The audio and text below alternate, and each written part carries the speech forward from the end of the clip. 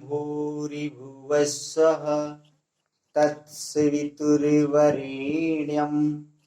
भर्गो देवस्य धीमहि धियो यो नः प्रचोदयात्। ॐ भूरिभुवः स्वः तत्सवितुर्वरेण्यं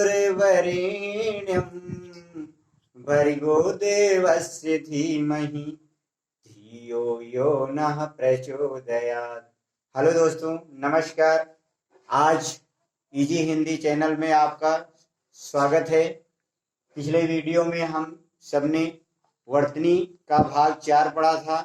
आज हम वर्तनी का भाग 5 थोड़ा सा ये रह गया है, ये पढ़ेंगे। उसके बाद में हम शब्द रचना के बारे में पढ़ेंगे। आप जो हमारे नए व्यूअर्स हों, मेरा चैनल सब्सक्राइब कर लें, जिससे आपको लेटेस्ट वीडियो मिलती रहे।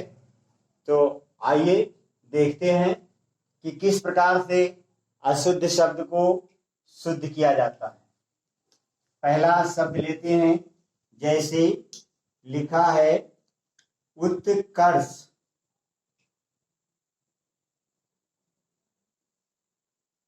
उत्कर्ष इस प्रकार से लिखा हुआ मिलेगा, लेकिन हम इसको शुद्ध करने के लिए कैसे करेंगे? ये सा का इस सा में परिवर्तन हुआ। कैसे? ये जो है 3 सा है। पहले तो हमें सा के बारे में वर्णमाला में आपको बताया गया। तालव्य सा, मूर्धन्य सा, दंती सा। अब इसका नाम हमें पता है, और उच्चारण करके, जिसको थोड़ा कम आता है वो उच्चारण करके हम पता कर लेंगे कि किस प्रकार से ये सा आएगा। जैसे बच्चे इसको पढ़ते हैं शरीफा वाला सा, यानी तालव्य। हमारा जब तालु ऊपर को छू जाता है तो उसे तालव्य सा कहते हैं। इसी प्रकार से हम जो शब्द लिख रहे हैं उसको जो है कह करके और पता करेंगे, आसानी से पता चल जाएगा। जैसे उत्कर्ष, यानी ये हमारा मूर्धन्य सा आ जाएगा। उत्कर्ष। अब इसी प्रकार से देखिए, जैसे निश्चय।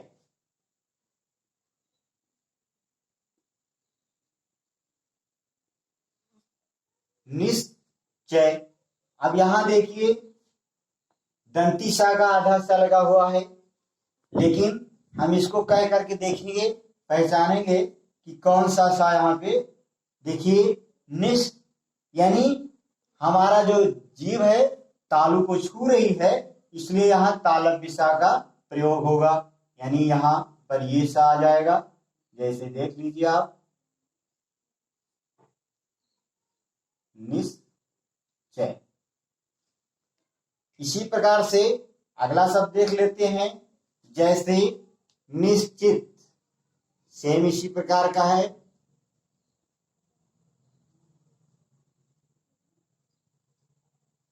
निश्चित।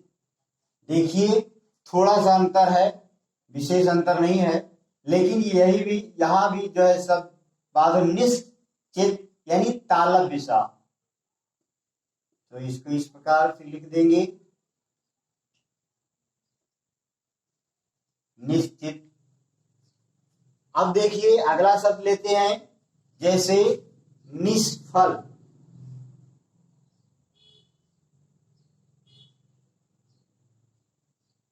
निष्फल।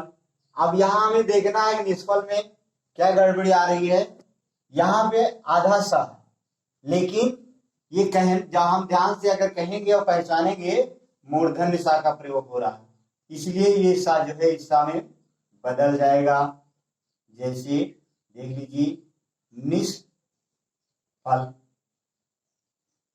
अब इसी प्रकार से देख लीजिए, जैसे यहां लिखा है निष्ठा। देखने में कहने में सही लग रहा है, लेकिन गलत है, क्योंकि ये तालव्य सा का यहाँ प्रयोग हुआ है, और यहाँ पे जो हमारे उच्चारण करने से पता चल रहा है मूर्धन्य सा का प्रयोग होगा, वो भी आधा। जैसे निष्ठा।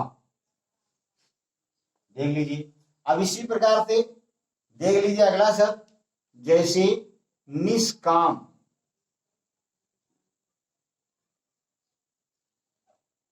निष्काम लिखा है, सेम यही पोजीशन यहां भी है, क्योंकि ये जो सा है मूर्धन्य सा में बदल रहा है, तभी वो शुद्ध हो रहा है। निष्काम। अगला शब्द देख लेते हैं, जैसे कैलाश।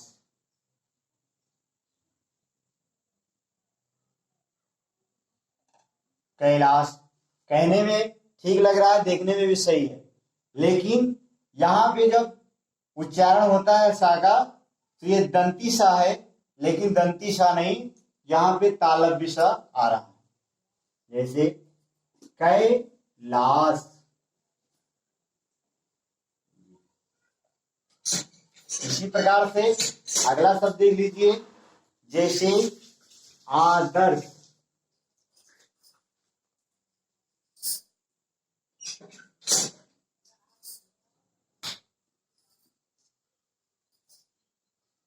आदर्श देख लीजिए। अब इसमें ये जो मूर्धन्य सा है ये नहीं होना चाहिए, क्योंकि यहां पे तालव्य सा का प्रयोग हो रहा है। आदर्श, हमारी जीभ जो है तालु को छू रही है, इसलिए यहाँ पे तालव्य सा का प्रयोग किया जाए। ये इसी प्रकार से अगला शब्द देख लेते हैं, जैसे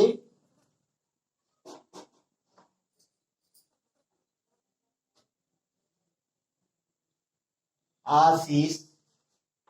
देखने में बहुत सुंदर लग रहा है, बहुत सही, लेकिन गड़बड़ी देखिए। आशीष, यानी यहां पे देखो तालब की जगह मूर्धन्य सा आ रहा है, ये इस प्रकार से हो जाएगा आशीष। ये इसी प्रकार से अगला शब्द देख लीजिए, जैसे यहां पे लिखा है दृश्य। क्या लिखा हुआ है? दृश्य। अब इसको कैसे करना है, अब देख लीजिए। यहां मूर्धन्य सा का आधा सा है, लेकिन ऐसा नहीं होना चाहिए। अगर हम ध्यान से बोलते हैं तो ये सा तालव्य सा में परिवर्तित हो जाएगा। जैसे देख लीजिए आप, ये दृश्य। अब इसी प्रकार से अगला शब्द, जैसे लिखा मिलेगा आपको संशय।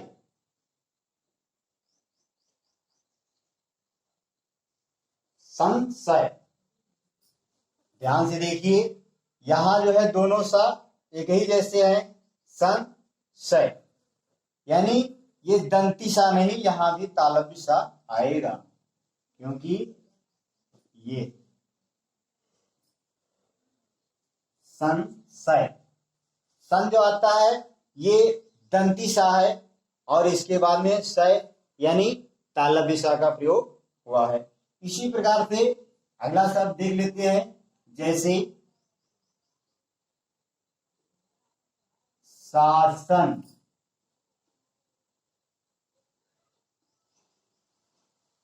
शासन, अब इसमें हम देखेंगे सा यानी सही लग रहा है, लेकिन सन सा यानी हमारी जीभ जो है ऊपर तलवे को छू रही है, इसलिए यहां पे दंती सा का प्रयोग नहीं होगा। जैसे ये देख लीजिए, कशासन।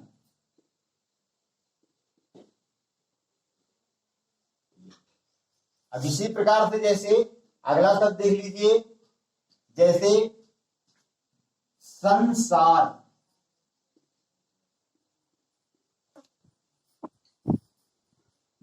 संसार, यहां पे भी हमें देखना है कि आगे सा सही है। संसार, यानी ये जो तलपी सा है ये जो है दंती सा में बदल जाएगा। संसार। इसी प्रकार से अगला शब्द, जैसे प्रश्न। क्या लिखा है?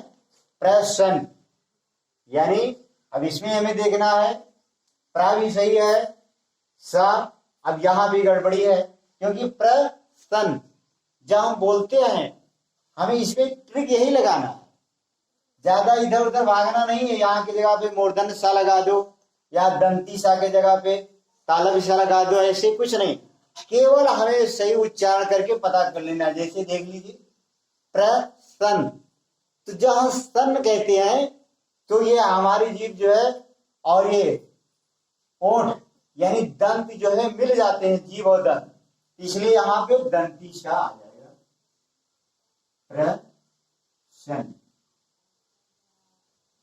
ये इसी प्रकार से अगला शब्द देख लीजिए, जैसे प्रसाद, प्रसाद।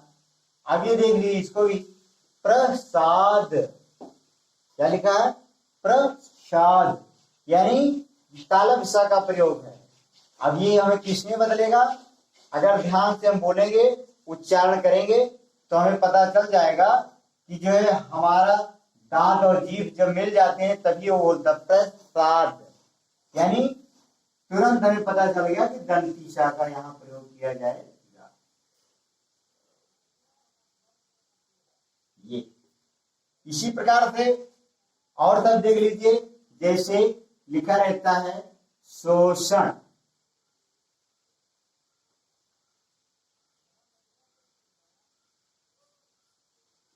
शोषण। अब देख लीजिए शोषण, इसमें क्या गलती है, सो यानी यही सा में हम सो कहेंगे तो दंती सा यही पे आ रहा है, तो इसको हम लिख देंगे यहाँ पे।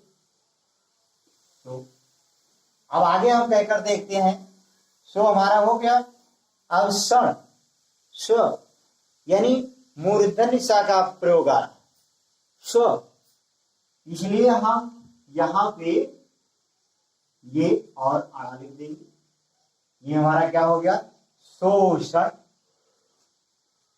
इसी प्रकार से देख लीजिए, जैसे स्वाभाविक, ये अब यहां पे देखना ये लिखा स्वाभाविक, स्वाभाविक यानी तालव्य सा का प्रयोग है, यहाँ पे जो है क्या होगा, यानी ध्यान से बोलिए, तुरंत आप पहचान लेंगे कि मूर्धन्य सा लगेगा पहले कि जो है दंती सा। देखिए स्वाभाविक, स्व यानी स्व लिखते हैं तुरंत जान जाती है, जैसे ये स्व माने अपना होता है, ये तुरंत ये जो है दंती सा का प्रयोग हो गया, स्वाभाविक।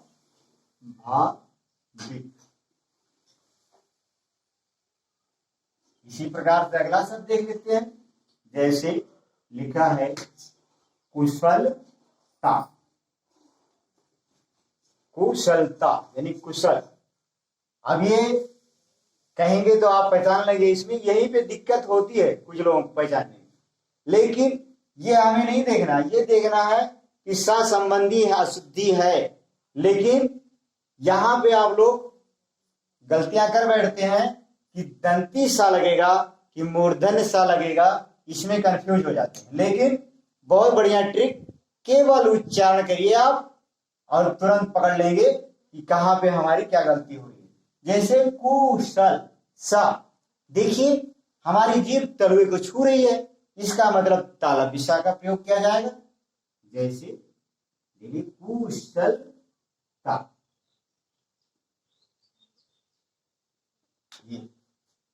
अब इसी प्रकार से जैसे यहां लिखा आ गया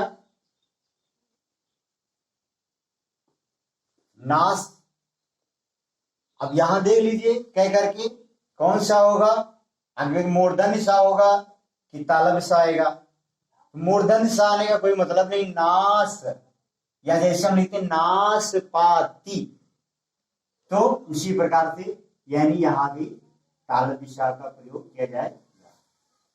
इसी प्रकार से देख लीजिए, जैसे ये नाशपाती लिखा हुआ है, अब इसको भी यहां हमें त्रुटि तुरंत पता चल रहा है कि नाशपाती यानी ये हमारी जीभ ये सा को बोलने के लिए हमारी जीभ तलवे को स्पर्श कर रही है, इसलिए हमें जो है यहाँ पे तालव्य का प्रयोग करेंगे, नाशपाती। नाशपाती।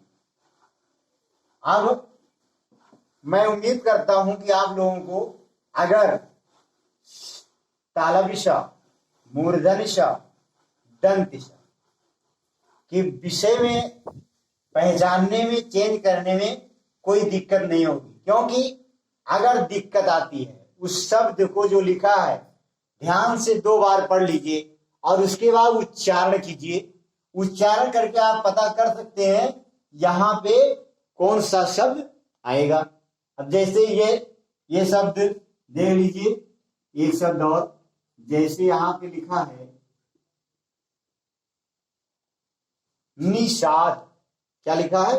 निषाद।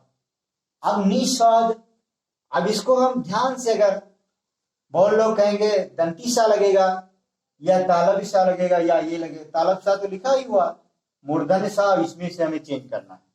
लेकिन जब हम बोलते हैं तो निषाद यानी जो मुख मूर्धन्य वाला सा का प्रयोग होता है, क्योंकि हमारी जो जीभ है दंत से स्पर्श नहीं करती है, इसलिए इस सा का प्रयोग ना करके हम जो है मूर्धन्य सा का प्रयोग करेंगे।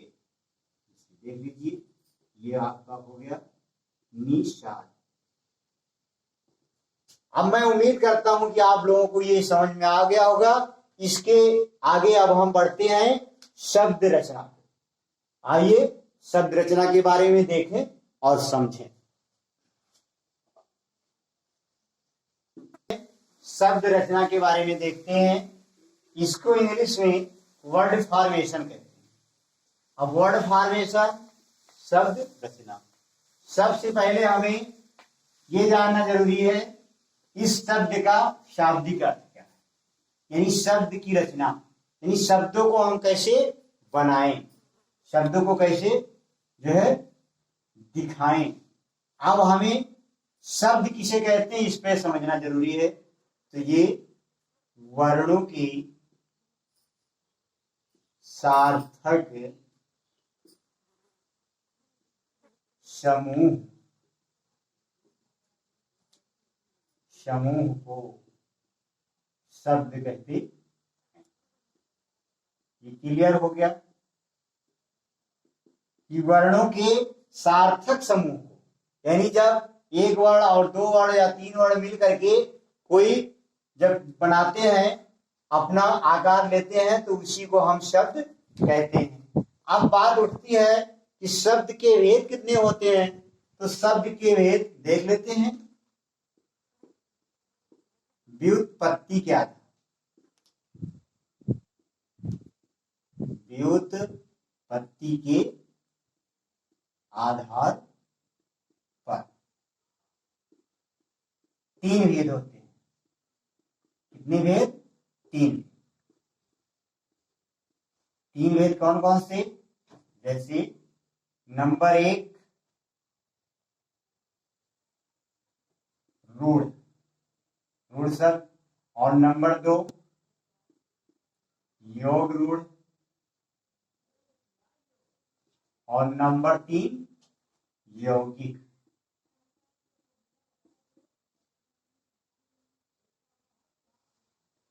अब देखिए, व्युत्पत्ति के आधार पर 3 होते हैं, लेकिन रचना की दृष्टि से 2 होते हैं। रचना की दृष्टि से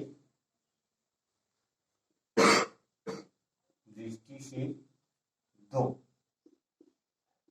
जैसे ये रूढ़ हो गया और दूसरा यौगिक।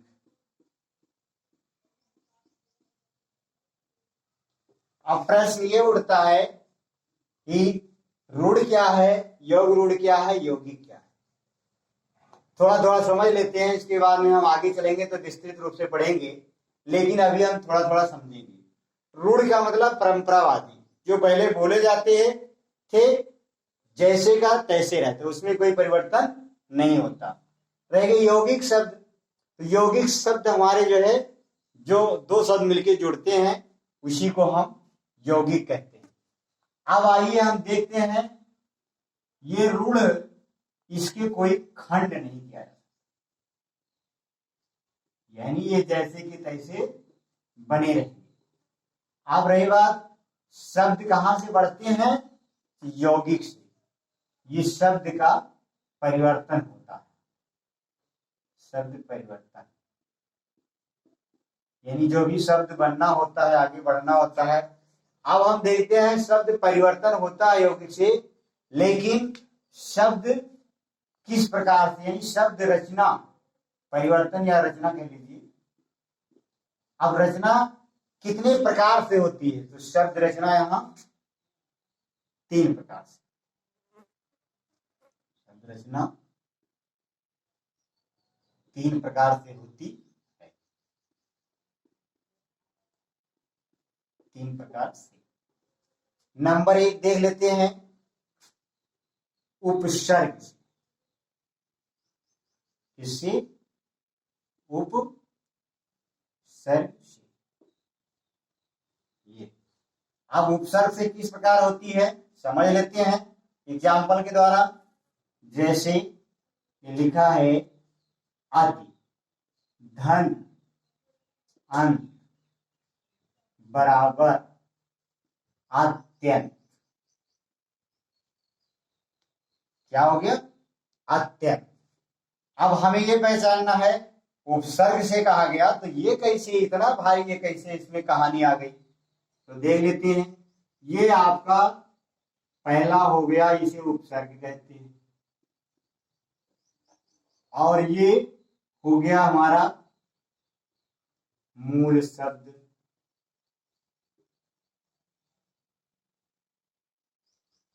और ये हमारा हो गया यौगिक शब्द। क्या हो गया? यौगिक शब्द। ठीक। अब उपसर्ग, लोग कहेंगे ये उपसर्ग नहीं समझ में आता।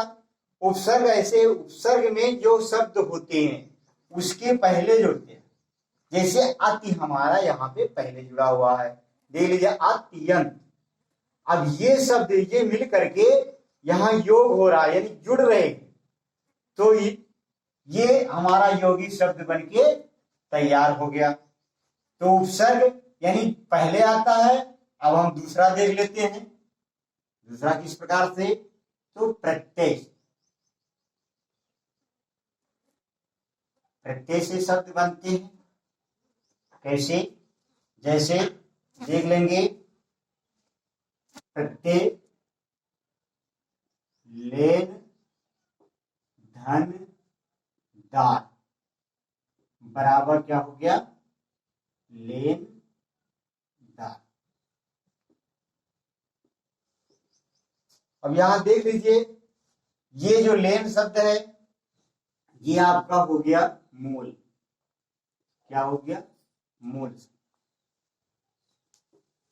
और ये दार जो है प्रत्यय हो गया।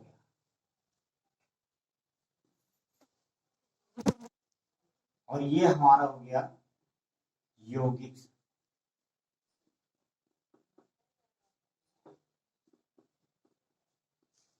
ये हो गया यौगिक शब्द। अब हम, प्रश्न ये उठता है, प्रत्यय क्या है? तो प्रत्यय जिन शब्दों के बाद में लगता है और शब्दों के अर्थ में परिवर्तन ला देता है, उसी को हम प्रत्यय कहते हैं। उपसर्ग ये पहले लगता है और प्रत्यय में बाद में लगता है। जैसे लेन मूल शब्द है और दार ये प्रत्यय लग गया। अब ये और सुंदर बन गया, लेनदार। अब इसी प्रकार से अगला हम समझ लेते हैं, नंबर 3, समास से। समास से। अब समास से किस प्रकार से? जैसे देखेंगे, लिखा हुआ है प्रतिदिन, और बराबर क्या हो गया? प्रतिदिन। अब ये देख लेंगे कि ये हमारा यहाँ मूल शब्द हो गया,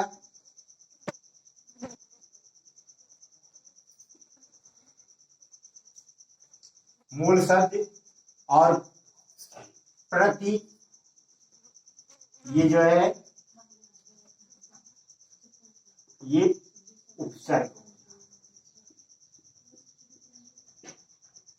ठीक, अब ये उपसर्ग और ये मूल शब्द मिलके हमारा यहाँ पे क्या हो गया, प्रतिदिन, ये हमारा समास हो गया।